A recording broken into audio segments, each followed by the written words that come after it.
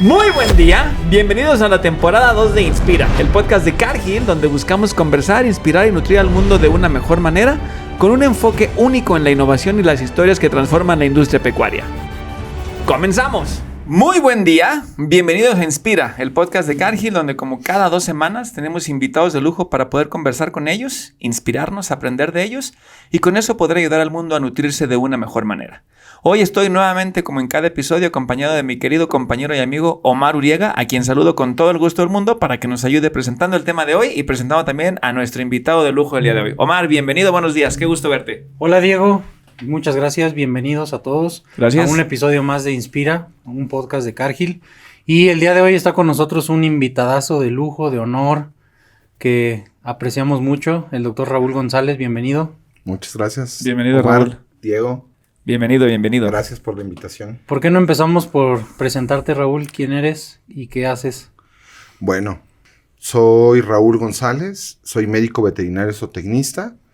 Tengo ya algunos años trabajando en producción porcina y en diferentes áreas de la industria, tanto en producción, en la farmacéutica, ahora en la parte de nutrición, pero siempre dedicado al tema de la salud porcina.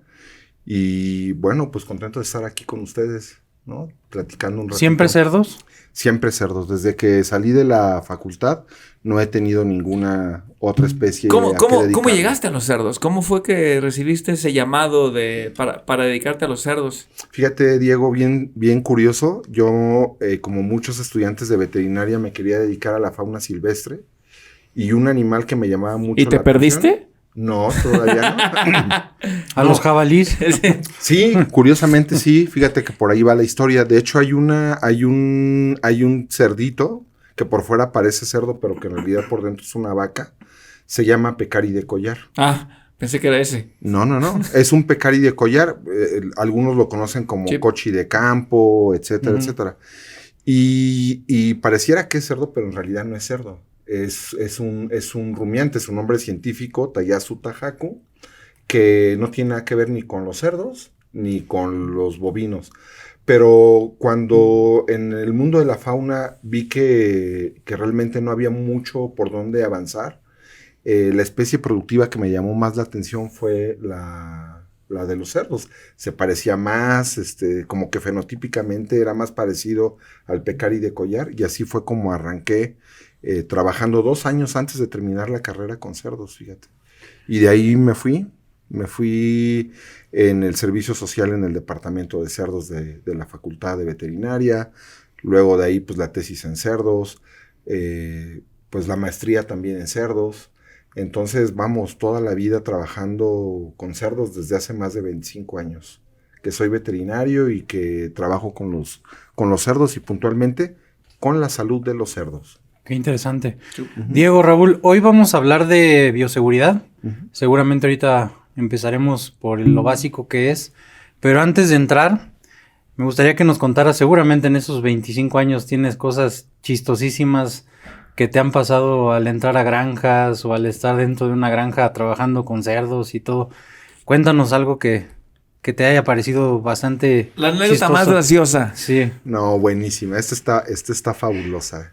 Gracias por la pregunta, ¿no? Me hice que me acordara. Fíjate que me llevaron una vez a una granja pequeña en Tabasco. Y me decían, oiga, doctor, pues venga a ver también estos cerdos, porque hay uno particularmente que come, no engorda, y además no quiere montar a las cerdas. Le dije, bueno, pues vamos, ¿no? A ver al cerdo. Entonces recuerdo que llegué a la granja. Era una granja chiquita, pero bien zootécnica, bien zootécnica, con sus corrales, sus naves y todo. Y aquí está, doctor, vea usted el cerdo, ¿no? Y entonces lo veo y les digo, esto no es un cerdo.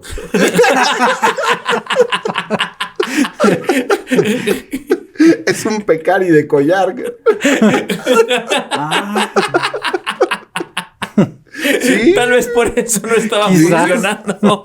Sí, de verdad. O sea, decía, ¿y cómo fue que llegó este cerdo?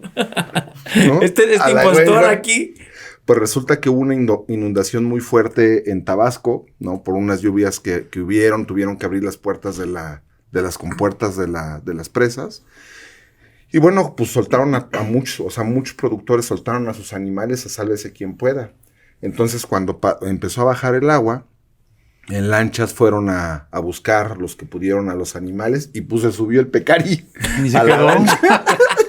Y yo, no, esto es un cerdo. Y se quedó. Exacto. Pues parece cerdo, ha de ser un cerdo. Exacto.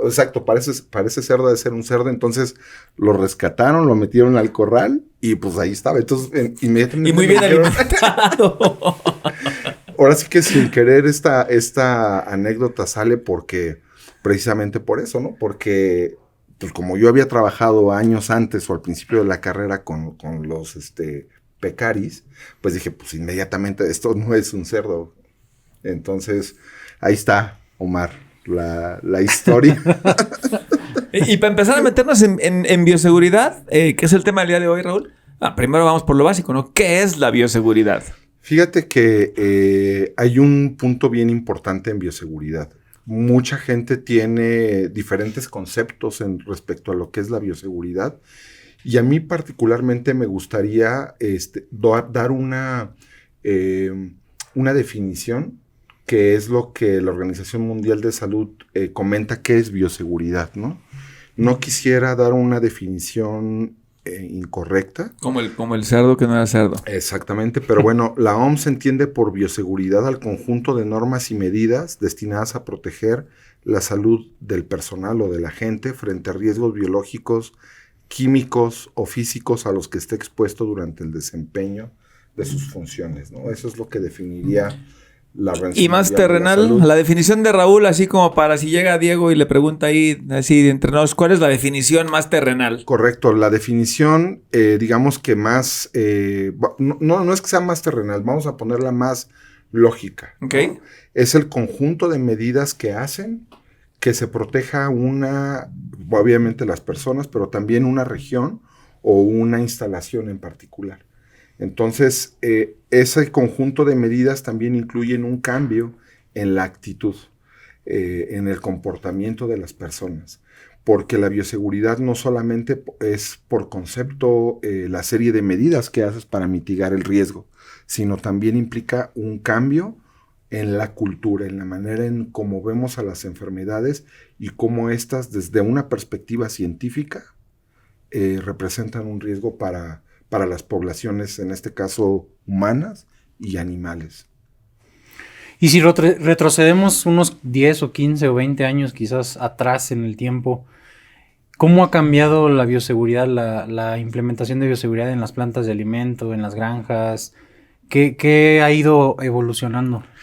Mira, Omar, fíjate que esta historia es una historia que yo creo que va mucho más atrás. O sea, estamos hablando de quizás siglo XVIII, siglo XVII. Hay por ahí varias historias acerca del padre de la asepsia, ¿no? Que decían que, bueno, que él lo único que en los hospitales recomendaba era lavarse las manos y con eso disminuías de manera significativa los problemas que tenían las mujeres al momento de parir.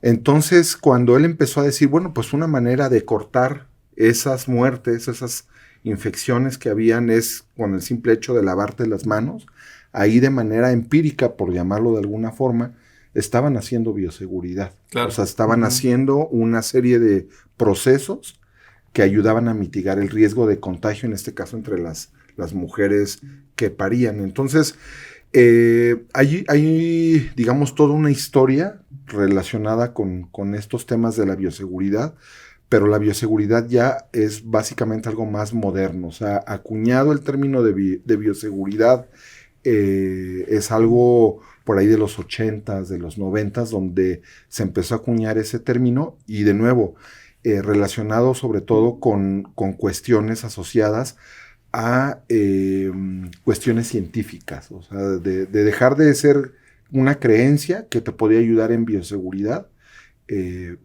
pasar a ser algo ya científico. Y mira, te voy a dar un ejemplo. De este podcast estamos hablando de un anecdotario, ¿no? Claro. Pero era interesante, por ejemplo, ver en algunos lugares que para el control de moscas ponían bolsitas de agua, ¿no? Pues sigue pasando. Pues sí, seguramente sí. Hay lugares, ¿no? Sí, donde se ponen las taquerías, bolsitas de agua. sí. O sea, yo te puedo decir, pleno 2025 y sigo viendo bolsitas de agua colgadas en algunas tiendas. Es más, exacto. Yo te diría que hasta hace poco en una escuela las vi colgadas. Bueno, eso es para espantar a las moscas. Sí. Y la razón detrás de eso, cuando preguntas es, no, pues que la mosca llega a la bolsita de agua, se ve así en grande, se espanta y se va. Sí, así. Entonces, resulta que cuando estás ejecutando o implementando medidas de bioseguridad en alguna planta de alimentos, en alguna granja o en alguna instalación que tú quieres reducir el riesgo, de repente se presentan medidas que no son científicas y que te generan por ruido, ¿no? Porque como la bolsita de agua. Como la bolsita de agua o, por ejemplo, colocar cebollas o ajos dentro de las instalaciones porque el olor espanta a las plagas que puedan haber ahí dentro de las instalaciones, ¿no? Que bueno, que dice uno, bueno, pues si hay un racional científico detrás de eso, pues hay que entenderlo y ver si verdaderamente podemos ejecutarlo de esa manera. Pero cuando de repente dices, bueno, veo en esa instalación una cabeza de cebolla, ¿qué cebolla? ¿Morada? Amarilla, blanca, ¿no? ¿De cambray? O de la grande, ¿no? De la normal. Exacto. ¿Y de qué tamaño, no? O sea, existe una medida estándar. O sea, ese es lo que, pues, hay mitos, se generan mitos en torno a esta situación de bioseguridad. Y bueno, y a final de cuentas, si la cebolla funcionara y hubiera una documentación científica, estoy seguro que te dirían, sí, mira, es cebolla de cambray por cada metro cúbico que quieras proteger, tantas cebollas, con tal medida, de tantos días de maduración, etcétera, etcétera, ¿no? Entonces, no necesariamente tiene que ver el decir, esta medida no, o esta medida sí de bioseguridad. Creo que va a depender mucho de la evidencia científica que haya para reducir el riesgo, porque al final de cuentas, cuando se establece bioseguridad, lo que tú buscas es reducir el riesgo. Eso es lo que tú buscas con bioseguridad. No llevar el riesgo a cero, porque el riesgo cero no existe, pero sí siempre buscar reducir el riesgo. En el mercado hay muchas herramientas que nos permitan, estimar el riesgo, pero también hay otras herramientas que nos ayudan a ver cómo ese riesgo disminuye. Y miren, por ejemplo, ¿no? No tengo un dato, simplemente es como un ejemplo de este anecdotario. De decir, oye, pues si no usas el cinturón de seguridad, aumenta el riesgo de que si tienes un accidente, pues haya más probabilidad de morirte. Si usas el cinturón de seguridad, pues el riesgo disminuye. No significa que porque traigas el cinturón no te vas a morir, no te vas a morir, pero sí reduce de manera significativamente el riesgo. Entonces, y ahorita que hablabas de mitos y creencias y eso, yo creo que si hay una industria o un sector que está bien arraigado a tradiciones, y eso es la producción pecuaria. Yo creo que en tu vida te has enfrentado a un chorro de resistencia, ¿no? Por parte de la gente. No solo porcicultores, sino caseteros, toda la gente que trabaja alrededor de las granjas o plantas de alimento. Uh-huh. ¿Cuáles son las resistencias más comunes que ves en la gente a la hora que tú llegas y dices, oye, hay que hacer esta medida, o ya no hay que dejar de hacer esto porque es un riesgo, etcétera? ¿Qué te enfrentas en esos momentos? Excelente pregunta. ¿Sabes cuál es lo que yo veo? No es tanto el tema de decir voy a cambiar la cultura, no. El gran problema que siempre hay es una cuestión de costo. O sea, porque tú preguntas con productores, incluso con los mismos operadores de las granjas, y están dispuestos a hacer bioseguridad. Lo están dispuestos a hacerlos, pero eso implica un costo. Por un lado, pues tenemos el costo económico, que siempre es importante, pero por otro también está el costo de hacer. O sea, no, es que como... Yo lo vengo 20 años lo venimos haciendo así, no ha pasado nada, doctor. Exactamente, no ha pasado nada entre comillas, ¿no? Ajá. Y preguntas y dices, oye, ¿y tu granja es positiva o negativa al virus de la diarrea epidémica porcina? No, pues positiva. Y a Pierce, no, pues también es positiva. Pero antes éramos negativos, entonces significa que en algún momento... Sí, han pasado cosas. Han pasado cosas, ¿no? Nada más que como no es algo que se pueda ver o que se pueda tocar, es como el brote reciente que tuvimos de COVID, ¿no? De COVID-19. Pues prácticamente creo que algo que quedó muy arraigado en la población es que si tienes un problema respiratorio, lo que tienes que hacer es utilizar un cubrebocas, ¿no? Como una medida para mitigar el riesgo de contagio hacia las demás personas. Entonces, si hay gente que dice, pues aunque esté muriéndome de COVID, pues no voy a utilizar el cubrebocas porque no me gusta, no va con mi outfit o algo, ¿no? O sea, realmente ese es el gran tema, pero cuando te das cuenta de que tiene una utilidad que te ayuda a reducir el riesgo de contagio, pues lo usas aunque no vaya con el outfit. Claro. Pero tiene que ver con un cambio también en la mentalidad de las personas. Entonces, por un lado, contestando a tu pregunta, el principal reto que yo veo es, por un lado, la mentalidad, ¿no? Uh-huh. Ese cambio en la cultura de buscar bajar ese riesgo, y por otro lado, hay medidas que implican un costo. Por ejemplo, instalar un arco sanitario, tener una instalación sanitaria en la entrada, por ejemplo, de las granjas, para entrar, ¿no? Y poder aplicar un proceso de desinfección. Entonces, eso implica un costo. Hay que tener la instalación sanitaria y que esa instalación sanitaria invite a los operadores, pues, a aplicar esas medidas de contención para bajar ese riesgo. ¿Y cómo los convences? O sea, porque al final de cuentas si hay, o cómo se convencen, ¿no? Si hay un riesgo, o un costo, perdóname, pues hay que hacer una labor de convencimiento. ¿Cómo se le da la vuelta a esa resistencia? Tiene que empezar desde el propietario, desde el dueño.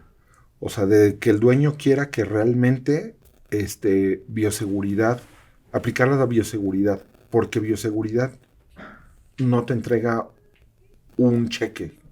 O sea, no te dice, Diego, aquí tienes este cheque que te lo da bioseguridad por 2 millones de pesos. Y ojalá si llegara ese cheque, ¿eh? No, pues imagínate. No existe ese cheque. La bioseguridad no te da ese cheque. Más bien, lo que hace bioseguridad es que te dice, ¿sabes qué? Hoy, Diego, no tuviste que desembolsar esos 2 millones o 3 millones de pesos. Entonces, de repente es difícil porque quieren que con la bioseguridad atender todos los males que tiene la producción. Entonces, si el dueño está convencido que ese cheque no va a llegar, sino que va a ser algo que él no va a desembolsar por el costo de un brote, por el costo de una infección, ahora sí que el número de problemas que puede traer el no aplicar medidas de bioseguridad, entonces ahí ya vas de gane. Entonces dices, bueno, ya el propietario dice que sí está dispuesto a disminuir el riesgo.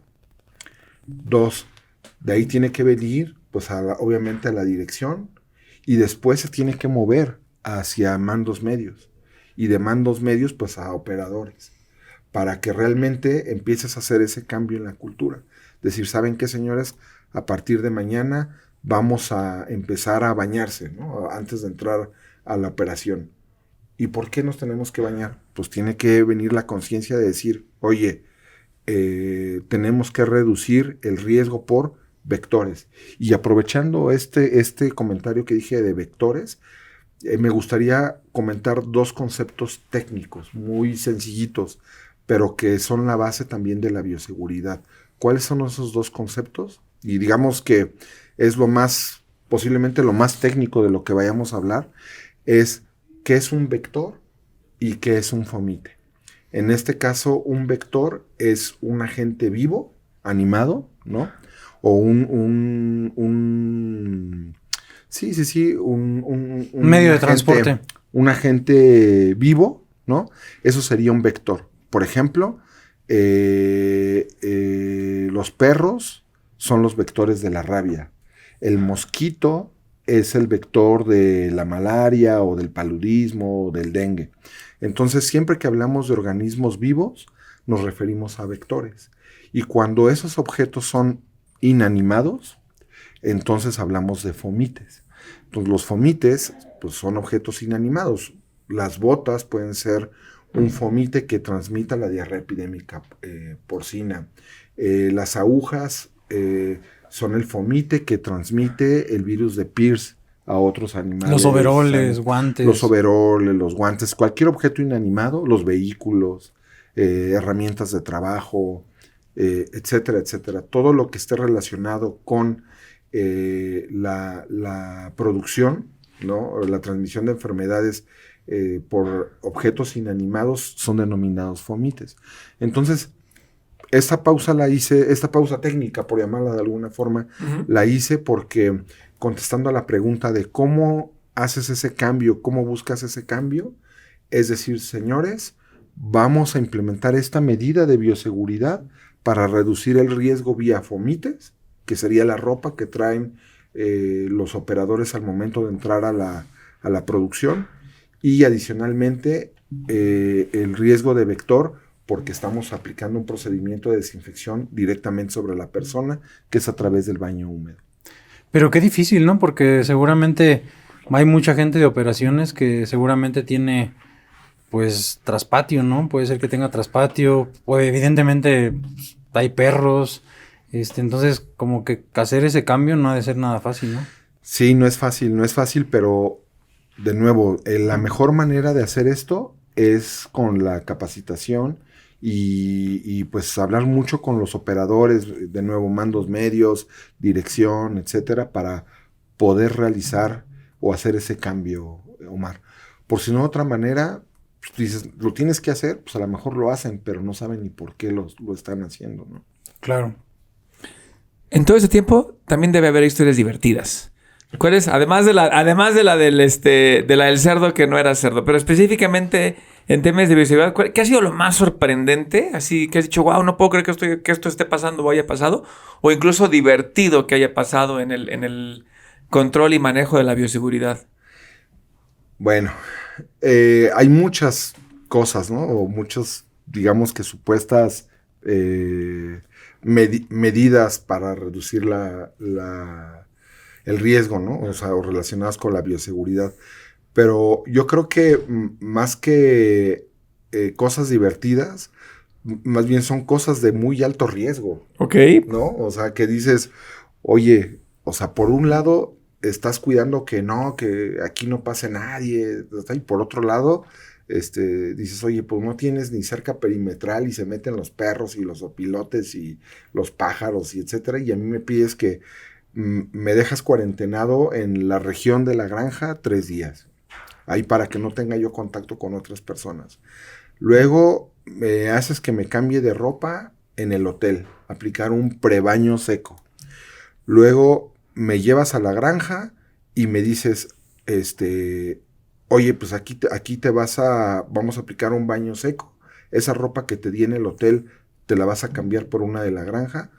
Luego vas a tomar una desinfección, ¿no? Te metes así en una como alberca y pasas por debajo y sumergido para desinfectarte.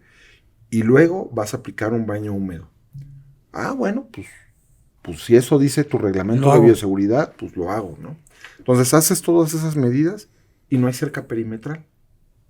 Entonces dices, ok, ¿cuánto puedo representar yo del riesgo? Sí, controlaste una parte, pero no tienes, o sea, no estás minimizando otras partes, ¿no? Exacto. Que pueden tener un impacto muy alto. No estás considerando que el riesgo principal no viene por mí, sino viene básicamente porque cualquier persona puede entrar a la granja, por ejemplo, y no pasa por todas esas medidas de bioseguridad. Entonces, pues, si no tienes una manera de cómo contener esas medidas, pues entonces ahí pues, estás en un problema. Sí, claro. Sí. Y tienes ahora cuéntanos ahora una historia, tal vez la que más te guste, ¿no? De alguna buena práctica o a lo mejor una situación de riesgo y una cierta granja. ¿Qué hizo para contenerlo? Así como con lo que tú digas, esta es la mejor historia de bioseguridad. Para mí, la mejor historia de bioseguridad es cuando hay bioseguridad. Así, ¿cómo que cuando hay bioseguridad? Siguiente. No, para mí la mejor historia es esa en realidad, Diego. Mira, y se los comento por qué.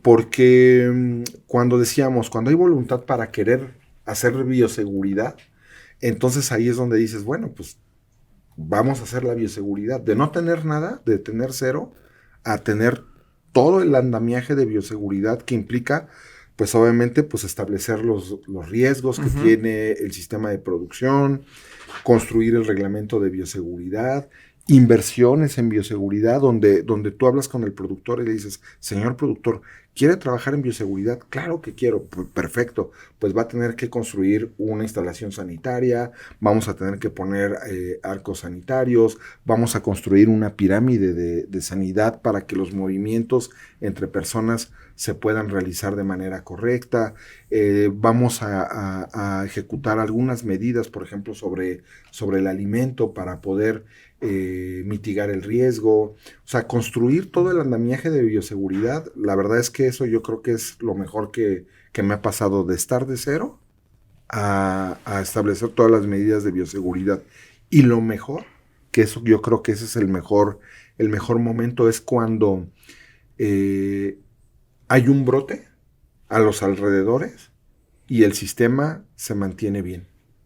Y si se está aplicando la bioseguridad y dices, oye, estoy navegando en un mar de tiburones, pero ¿qué crees? Pero voy bien.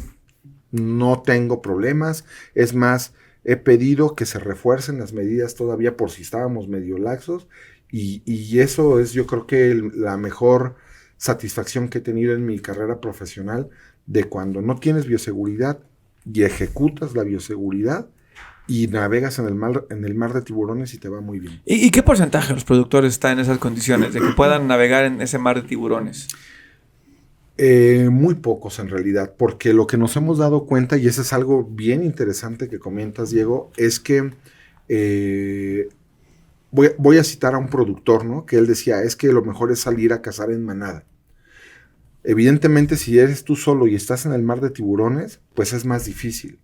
Lo ideal es que un grupo de productores se agrupe, claro, y que entre todos empiecen a trabajar en medidas de bioseguridad, desde plantear los mismos esquemas de vacunación, de homologar sus medidas de bioseguridad. Han habido varios intentos o varios muy buenos intentos de hacer una bioseguridad en conjunto, o sea, de no nada más yo solo, sino... Como regional. Sí, o regional, pero... Cuando decimos regional, pues igual te imaginas, ¿no? Por poner un ejemplo, la región de los Altos, ¿no? Pues es enorme aún así. No. Más bien yo diría como grupos, como clusters. Sí, creo que es una mejor definición. Exacto, como pequeños grupos, decir, bueno, yo dentro de la región, por poner algo, ¿no? La región de los Altos, en el clúster, le voy a decir Potrero, por decir un nombre, y aquí ahí vemos 5 unidades de producción. Nos ponemos de acuerdo para tener las mismas medidas de bioseguridad. Entonces, así es como creo que debe de ir evolucionando la bioseguridad, de ir trabajando en clústeres, en grupos. Si Raúl tuviera que evaluar la bioseguridad de la porcicultura en México, ¿dónde crees que estamos como país? Buena pregunta. Es bien difícil. Mira, a veces, y a mí me gustaría ponerlo con un ejemplo, Omar, porque cuando hablamos de bioseguridad, pues tú dices, bueno, hablo de bioseguridad y tengo 10 medidas, ¿no? Uh-huh. Y tú las dices, el conjunto de medidas hacen que yo tenga una bioseguridad X o Y. Y ahora me voy a dar a entender a qué me refiero. Tú dices, tengo 10 medidas que me ayudan. Buenísimo, listo. ¿Cómo sé si esas medidas verdaderamente me están ayudando? No es como decir, pues yo creo que sí. Existe una metodología detrás que te permite estimar el riesgo. Y eso lo hace un epidemiólogo. Un epidemiólogo lo que hace es que estima el riesgo con base en las medidas que tienes de bioseguridad y te dice, ¿sabes qué? El análisis de riesgo que se ejecutó dice que tú tienes, por decirte un número, 40% del riesgo, ¿no? Uh-huh. Pero resulta que eso se tiene que hacer por enfermedad. O sea, para diarrea epidémica porcina estás con un nivel de riesgo muy bajo. Hay un checklist específico. Es como un checklist, si lo quieres ver así, sí es como un checklist. Es una serie de evidencias que tú vas recolectando en un documento donde tú vas estimando ese riesgo o vas generando las preguntas correctas. Después tiene que aplicarse una fórmula, ¿no? Epidemiológica que te ayude a estimar el riesgo. Y bueno, también hay programas, ya softwares que te ayudan a calcular ese riesgo, pero importante. Algunas medidas de bioseguridad son buenas para un agente determinado y otras medidas de bioseguridad son buenas para otro agente. Entonces, digamos que desde una perspectiva más científica, tendrías que hacer un análisis de riesgo por agente, por sistema de producción, y bueno, y ya decir, ¿sabes qué? Efectivamente tengo este nivel. Ahora, eso es desde esa perspectiva, Omar. Pero también es cierto que el gobierno mexicano o el gobierno estadounidense o el gobierno que le quieras poner, los sistemas de sanidad también tienen un checklist, ¿no? O una serie de preguntas que te ayudan a decir qué tanto como país estás en riesgo, ¿no? Ante tal enfermedad. Déjame, te lo pongo con un ejemplo. En la producción porcina, que es donde más me muevo, ¿no? La enfermedad de la peste porcina africana, que tuvo muchos brotes en Asia sobre todo, y en Dominicana, que al momento todavía sabemos que sigue ahí latente la enfermedad en la isla española. Lo que sucede es que se hacen evaluaciones por país del riesgo. ¿Qué tanto México, por ejemplo, está en riesgo respecto a la peste porcina africana? Por su sistema de sanidad, por las medidas que hay, etcétera, etcétera. Y, por ejemplo, hablando en el caso de la peste porcina africana, algo que ayuda mucho es establecer o hacer simulacros de qué pasa si la peste porcina africana llega al país. El gobierno mexicano ejecutó hace un par de años un macro simulacro, precisamente pensando que hubiera un brote de peste porcina africana en una de las regiones porcícolas más importantes de México, y ver cómo todos los dispositivos, ¿no?, de seguridad animal funcionan, la red de laboratorios, todo lo necesario que hay que hacer, pues, para contener la enfermedad. Entonces, es difícil, ¿no?, contestar la pregunta que me haces. Sí, entendiendo lo que me estás explicando, pues sería difícil evaluar como toda la porcicultura, porque más bien el análisis de riesgo es por agente patógeno, ¿no? Exactamente. Entonces, si me dices, oye, y como México, ¿cómo ves? Ay, pues depende, ¿no? ¿Pero estamos progresando? Sí. O sea, estamos avanzando. A lo mejor no podemos ponerle una escala, ¿no? Así, del 1 al 5, 3, ¿no? O 4. A lo mejor no importa, pero estamos mejor que antes. Totalmente. Y fíjate que, déjame lo pongo igual con otro ejemplo, Diego. Antes, pues, antes me refiero a la época de los 50, 60, posiblemente todavía en estas décadas, ¿qué es lo que se tenía, ¿no?, en una producción porcina?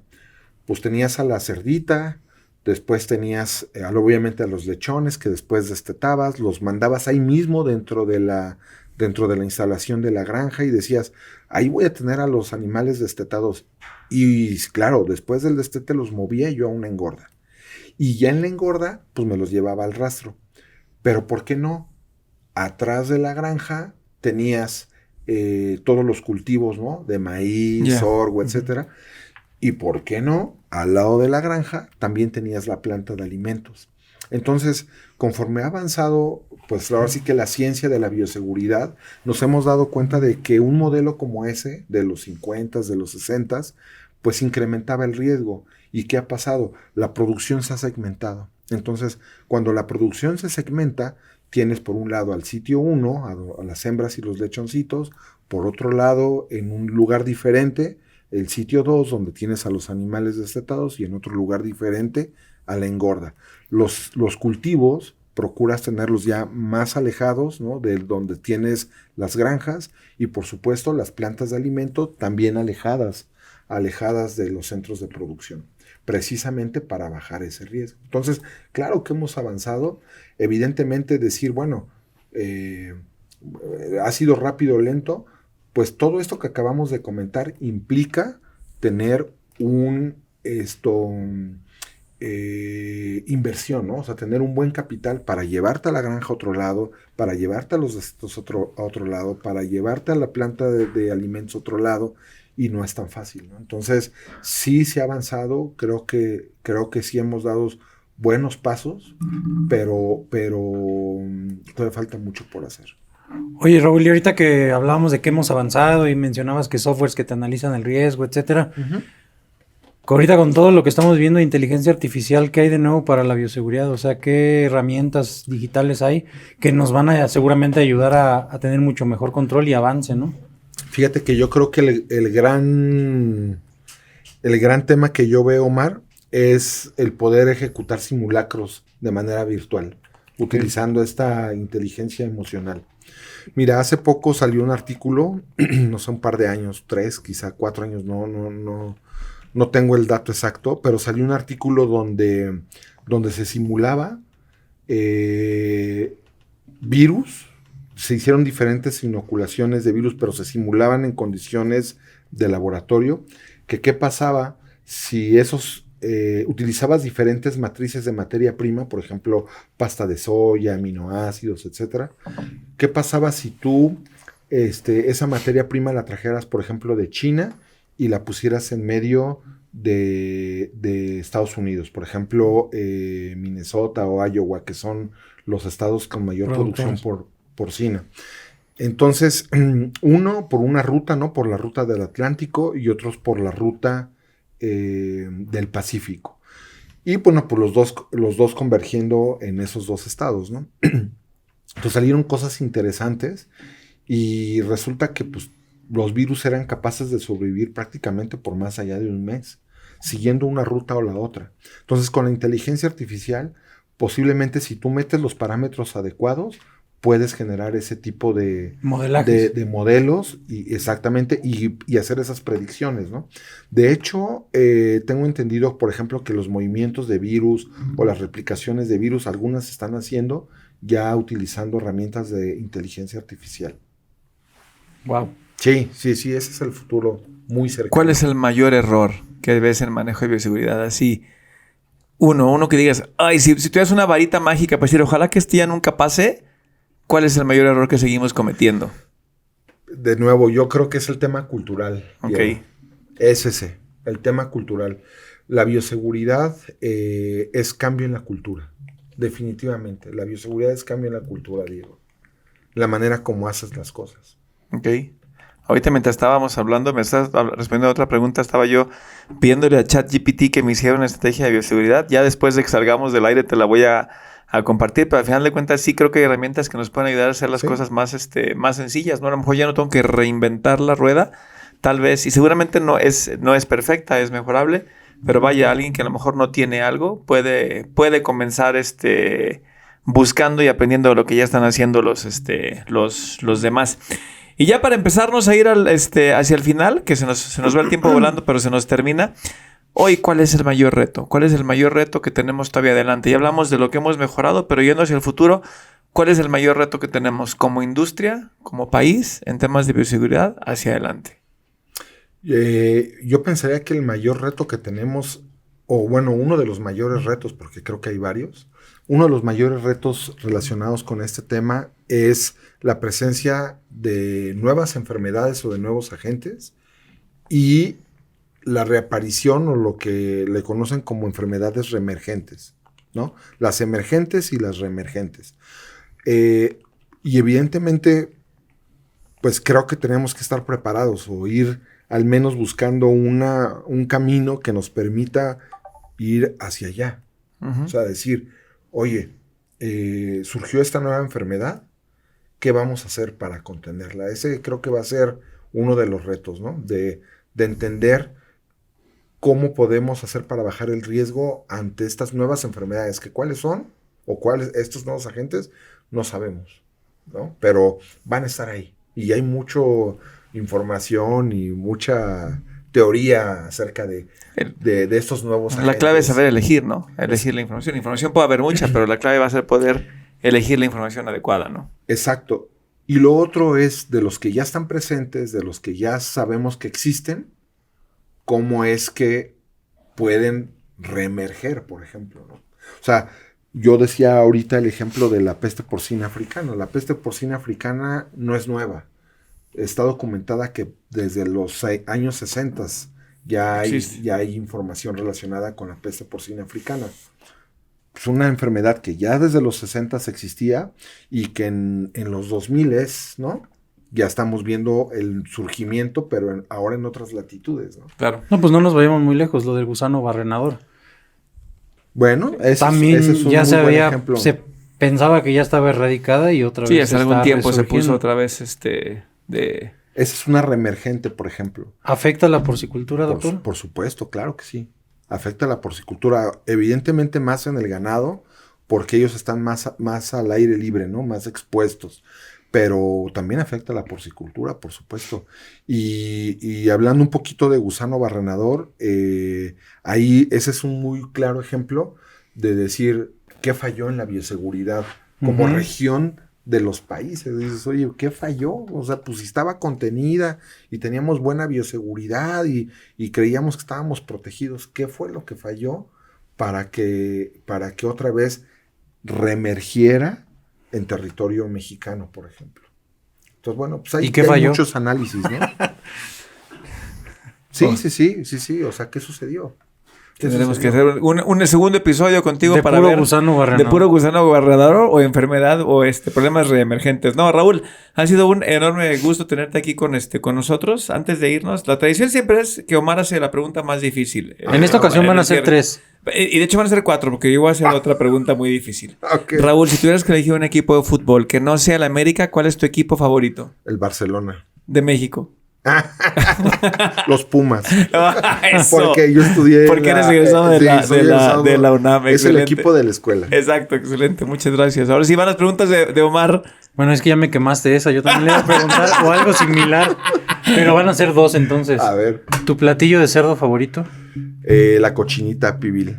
¿Y qué le gusta hacer al doctor Raúl González cuando no está con los cerdos? ¿Cuál es tu hobby? La historia. Me encanta la historia. Si no hubiera sido veterinario, hubiera sido historiador. Lo he dicho ya en muchos lugares. Muchas veces. Muchas veces. Sí. Gracias, Raúl. Doctor Raúl, ¿y dónde te podemos encontrar? Bueno, en LinkedIn estoy como Raúl González y tengo el correo corporativo raúl-gonzález@cargill.com. Pues gracias a todos. Gracias, Raúl. Gracias, Diego. No se olviden de seguirnos en YouTube, Spotify. Cada 2 semanas salimos con un episodio distinto. Y bueno, pues nos vemos en 2 semanas. Nuevamente, gracias, Raúl. Diego. Gracias. Gracias, Omar. Gracias, Raúl. Gracias a todos ustedes. Hasta luego.